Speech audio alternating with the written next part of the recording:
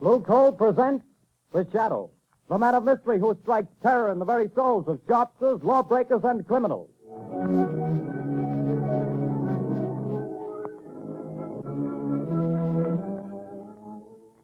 Friends, there's no longer any need for you to rely on guesswork when it comes to buying fuel. Now you can get the best fuel for home use, and know it at a glance, too.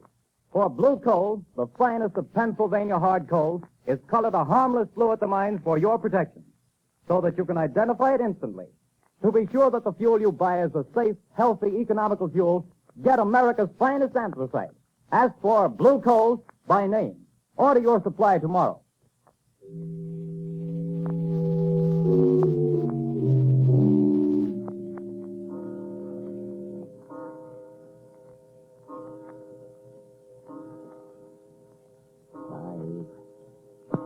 Arthur, don't. 7, 8, 9.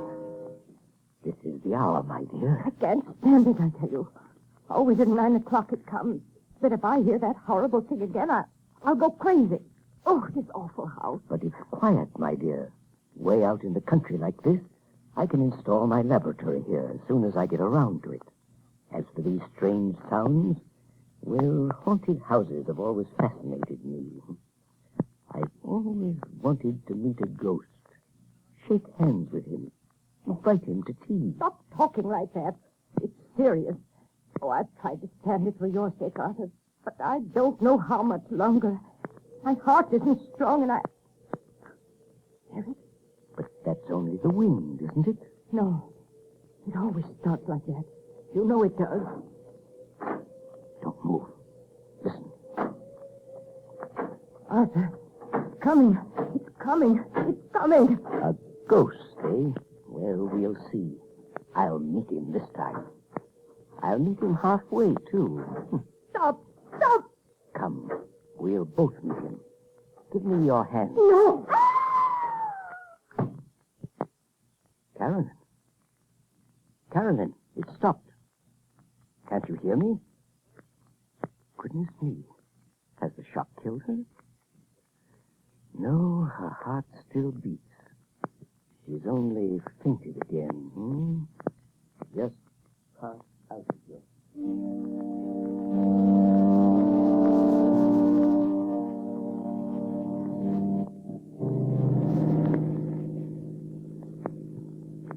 Turn the next corner, Lamont. It's that big house set on the hill. May I ask, Margot, the reason for this late call on Carolyn Sneed? Oh, I'd like to know what's the matter with the poor woman.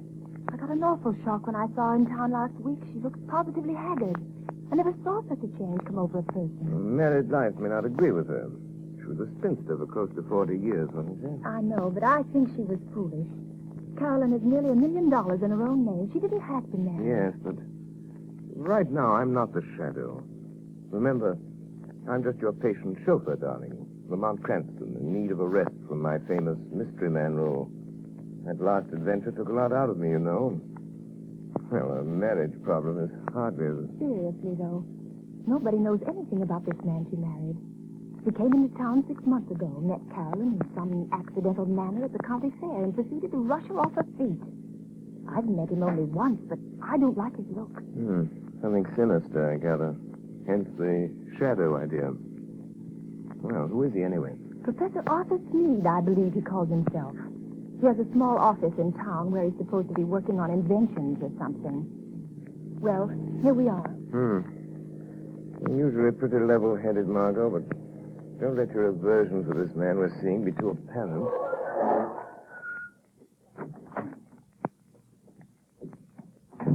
Dreary place, isn't it? I don't see any bell. I guess you're supposed to use the knocker. Here he comes. Well, who is... Oh, it's you, Miss Lane. Yes. Good evening, Professor Sneed. I hope we aren't too late. Too late? Too late for what? Why, I phoned Carolyn that we'd drop in just to say hello. Well, she didn't tell me. Carolyn isn't feeling well at the moment. I'm sorry. Good night.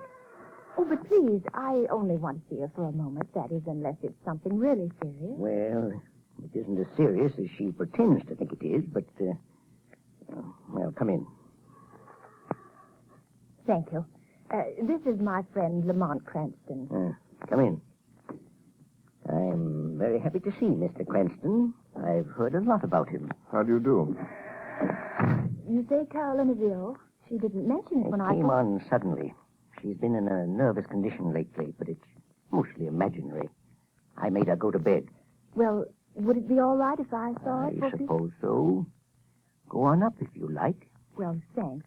I'll only be a few minutes, Lamont. What seems to be the trouble with your wife, Professor Sneed? Oh, she's run down, I guess. Frightfully nervous. She has some absurd notion that this place is, well, haunted. Haunted? It's only the wind, of course, and the creaking of an old house. Ghosts. She keeps talking about ghosts. And I can't persuade her that there are no such things. Of course, old houses have a habit of getting themselves haunted, Professor. As for myself, I'm not so sure there aren't such things as ghosts. But surely, Mr. Cranston... Oh, not the conventional sort, perhaps, but... I mean people's spirits. Souls, whatever you want to call them.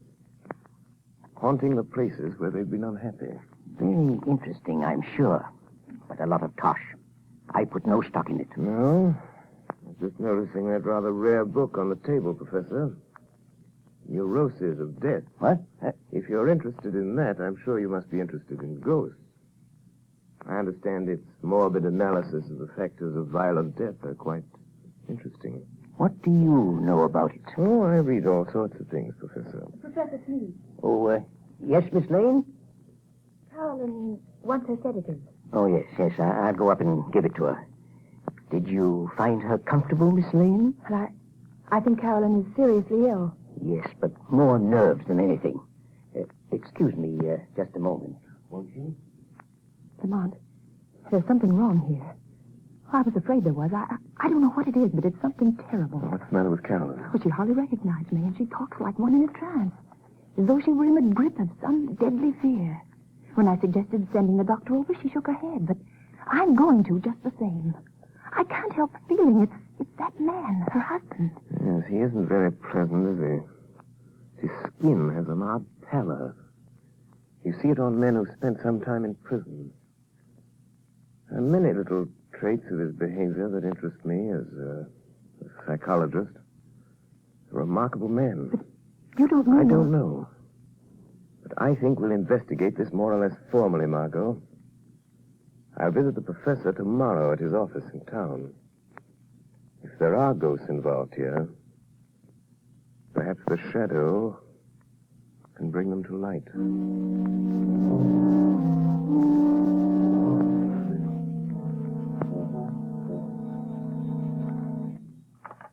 Hello? Yes, Carolyn. Well, don't worry, my dear. I'll leave the office here at 5, and I'll be home before 6. Yes, I understand. Goodbye, dear. Well, who is it? Is that you, Miss White? Who's opening that door? Don't get up, Professor. I'll close it after me. What? I thought I might find you in. Who said that? Who are you? Your conscience speaking, Professor. Or have you a conscience? I'll show you what I've got. Don't excite yourself. I'm only a voice. A voice they call... Professor, have you ever heard of the shadow? The shadow? Yes. You seem to have heard of me. What do you want? I've come to warn you, Sneed. Warn me? Warn me about what? I know what you're doing. What? And I know how it's going to end. The end is death. Death? I have something here I'll toss in your lap. There. Do you hear it? Why, you... Get out of here, I tell you. See it? Look. It's half of a playing card. The ace of spades. When you find the other half, that will be the end. Get out and leave me alone. All right, Sneed, I'll go, but don't forget. The shadow knows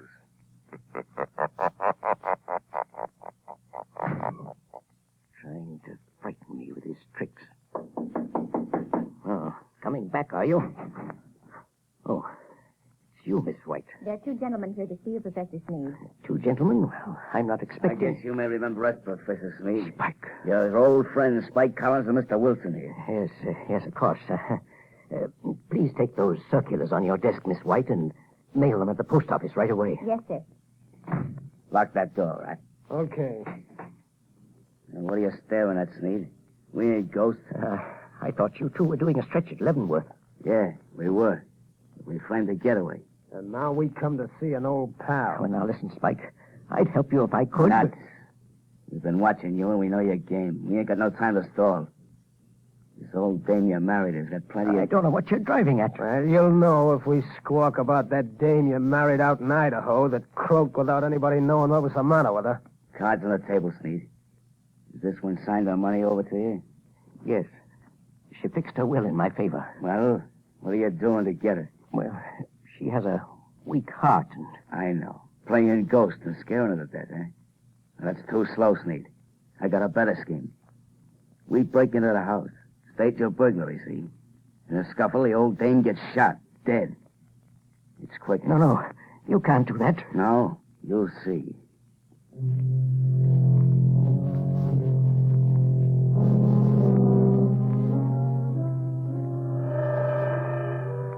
Spike Collins. Spike Collins. Wake up.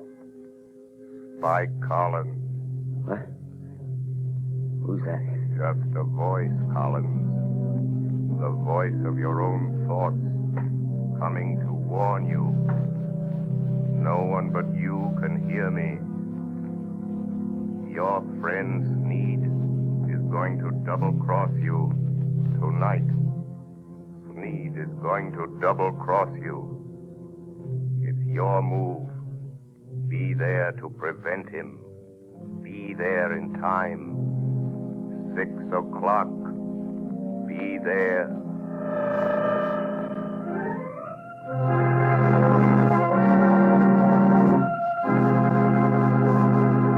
The Shadow will return in just a few moments. While we're waiting, ladies and gentlemen, I want to tell you about the ever-increasing popularity of Blue Coal, America's finest anthracite. Blue Coal is winning new friends every day among New England housewives. They not only like the superior heat of Blue Coal, but they find that it simplifies housekeeping. This is because Blue Coal is so clean. It burns completely and does not send any particles of unburned carbon through the house to be deposited on furniture or woodwork. The drudgery of daily cleaning is reduced to a minimum with this clean fuel. Blue Coal is the largest single brand of solid fuel prepared especially for home use. Each car is laboratory tested at the mines for purity and size before shipment. Blue Coal is Pennsylvania's finest anthracite. So that you can personally identify this excellent fuel, it is actually colored blue at the mines. Order it by name. You will find the name of your nearest Blue Coal dealer listed in the Where to Buy It section of your classified telephone directory under the name Blue Coal.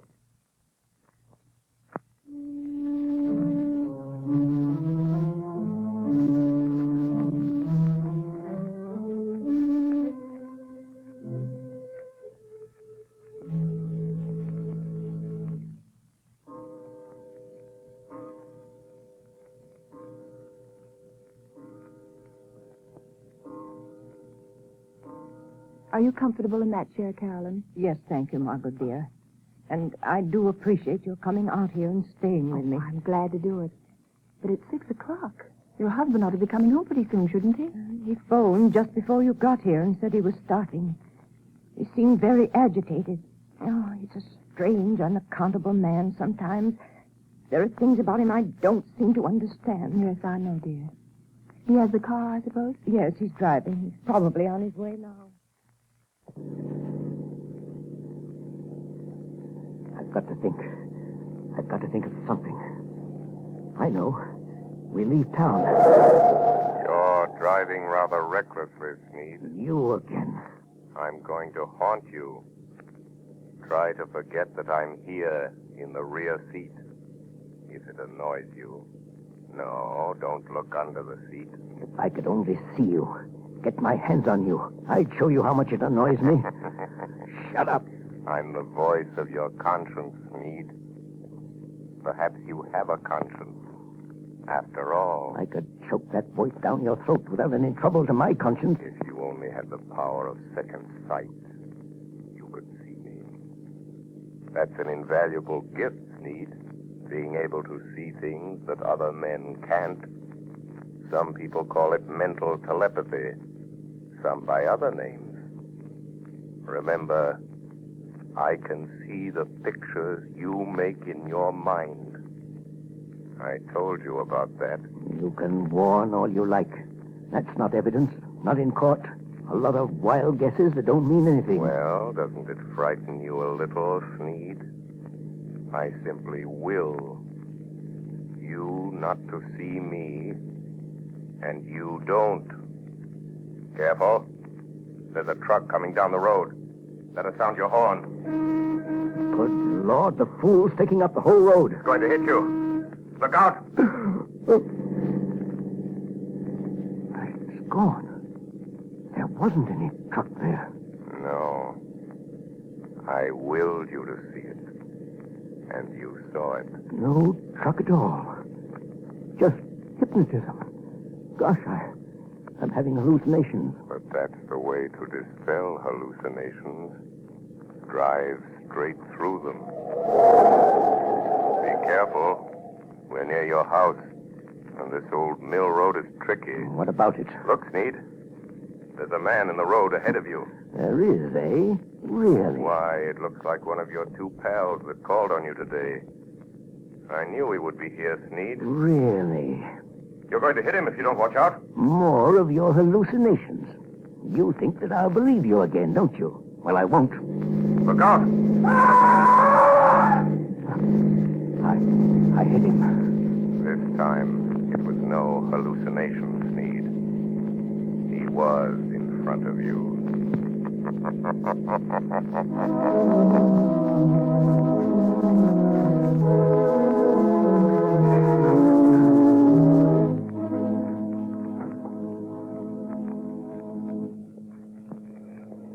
Morning papers! Morning papers!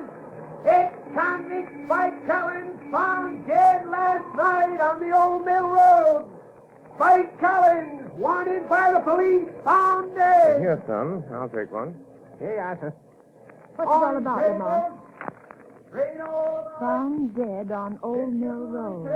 But that's out of the Smith's place. Yes, I believe it is. Notorious criminal struck by automobile and killed. He was certainly struck by an automobile. I wonder if Steve knew anything about it. He acted very strange when he got home last night. Strange? What way? Well, he was pale and shaky, and he hardly seemed to know I was there. He told Karen that he'd had a message from out of town, and they'd have to pack and leave. Oh, did he say when? Well, they thought they could get their trunks and things ready by this afternoon sometime. You're not going to let Carolyn go with him, Lamont. Not if I can help it. Let's see. A little after 9. I imagine Commissioner Weston is rather startled by the morning's news. I think I'll have a word with Commissioner Weston.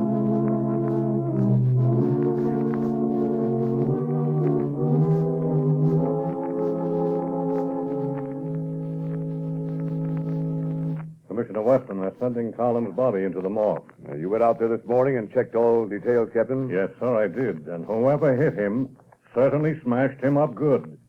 His face was all out of shape and couldn't recognize him. But we found these in his pocket. Now, let's see. A letter from his girl out west, looks like. Insurance policy. Library card of Leavenworth Penitentiary. And this ring, sir, that Collins always wore, with the figure 8 on it. Oh, yes. Well, it's a good job done, whoever did it. Tag that stuff and file it. Yes, sir. Let me know when the wagon gets here. Yes, sir. Police Department, Commissioner Weston speaking. Good morning, Commissioner. This is your good friend, the Shadow. Oh, yeah? Well, what the blazes do you want? To be of a little assistance, as usual. Yes, I see. I'm getting tired of this rigmarole, though heaven knows things happen when you phone. And what's the assistance today? Why didn't you investigate the ghost that haunts Sneed House, Commissioner, on the Old Mill Road? Well, you missed up on that one, Mr. Shadow. I don't put much stock in ghosts, but we went out there and checked up. Searched the house. There's no evidence. No. Go again today, Commissioner. And this time, I think you'll get your evidence.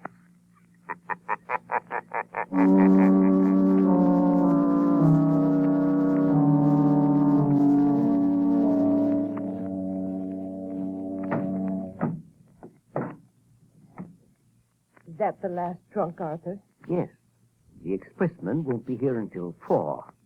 Another hour yet. Why don't you go up and lie down a while, Caroline? Yes, I will. Try to sleep a little now that it's daylight. You told the milkman we wanted to pay him. He's coming back before we leave. Good. Well, that must be him now at the back door. Get back. Get back. What's the matter, Sneed? Think you're seeing a ghost? Stop. Don't come near me. Nuts. Snap out of it, will you? This is me, Spike Collins. You? Alive? It wasn't me you hit with your car last night on that back road. Well, I guess you wish it had been, huh? Who was it then? It was Rat Wilson.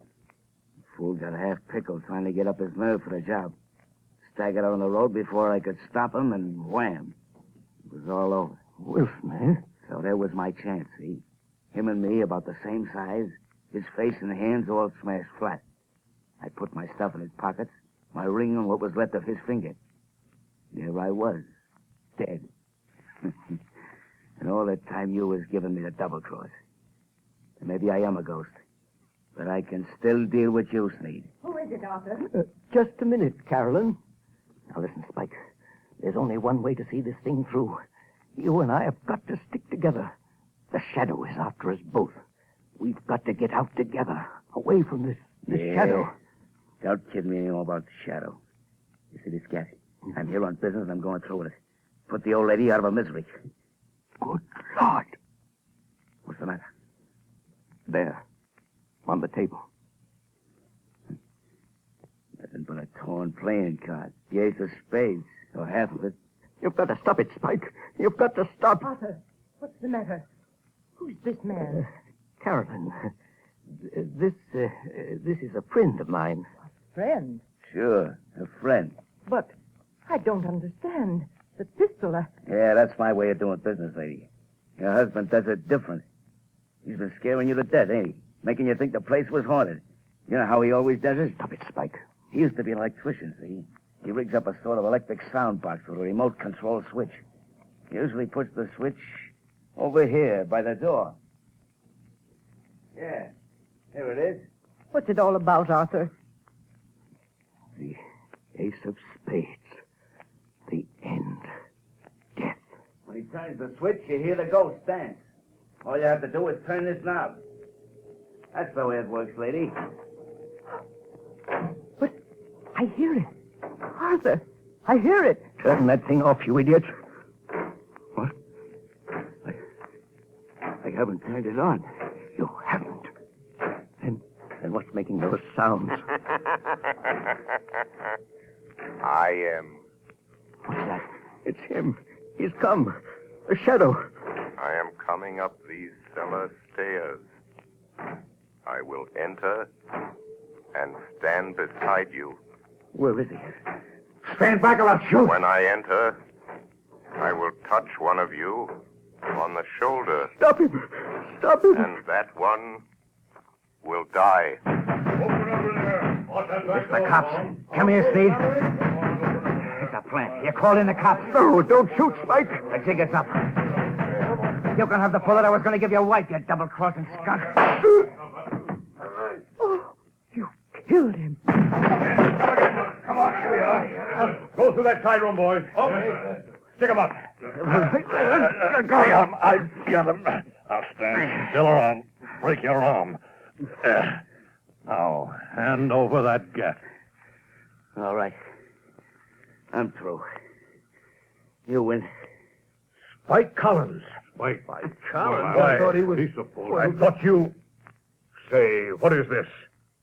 Who was that guy that got killed over here last night? Come clean, Collins. Whoever it was, I didn't do it. Who's that? Where are you? Don't be alarmed. I am here behind you, in the shadow. Oh. So you're here, Shadow, eh?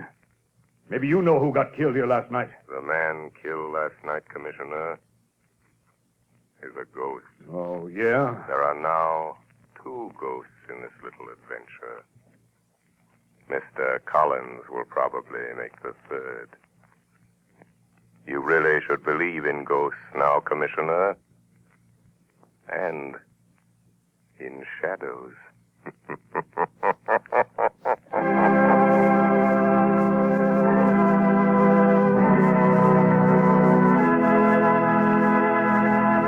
And now, before today's adventure with the Shadow comes to a close, John Barclay, Blue Coal's own heating expert, is here to give us another of his practical talks on automatic heating. Ladies and gentlemen, Mr. Barclay. Good evening, friends. In former Sunday night talks of mine, I've shown you the importance of having the temperature of the home properly controlled with a Blue Coal automatic heat regulator. That is, in terms of health and convenience. Now, tonight, I'm going to give a third important reason for automatic heating: economy. Most authorities will tell you that the proper degree of heat in the home is 70 degrees. But naturally, you can't by hand keep your fire from giving off more than 70 degrees of heat. But the Blue Coal automatic heat regulator can and does. But here's how that saves you actual fuel dollars. Heating engineers have discovered that for every degree you raise the temperature above the desired 70 degrees, your fuel goes up in cost 1.5%. So you see, friends, by automatically shutting off that heat, that extra, wasteful, unhealthy heat regulator automatically saves on fuel costs. Why not investigate this Blue Coal heat regulator further? Ask your local Blue Coal dealer to give you a demonstration. The cost is only $18.95 plus a small charge for installation.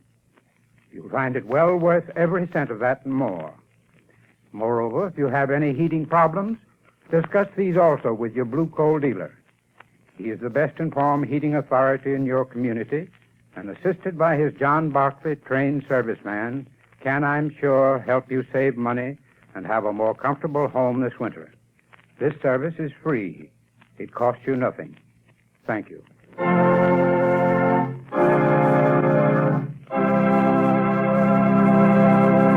The Shadow adventure you have just heard is copyrighted by the Shadow magazine. The characters in this story are entirely fictitious. Any similarity to persons living or dead is purely coincidental.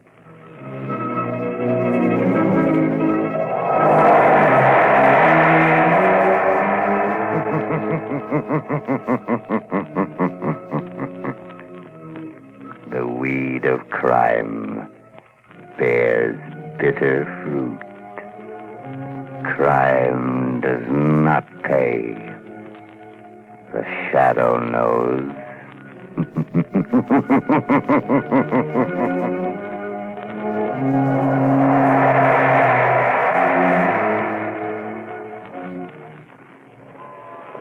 Extra! Extra! Hear all about it! Next week, same time, same station. The Shadow's latest adventure! Extra! Extra!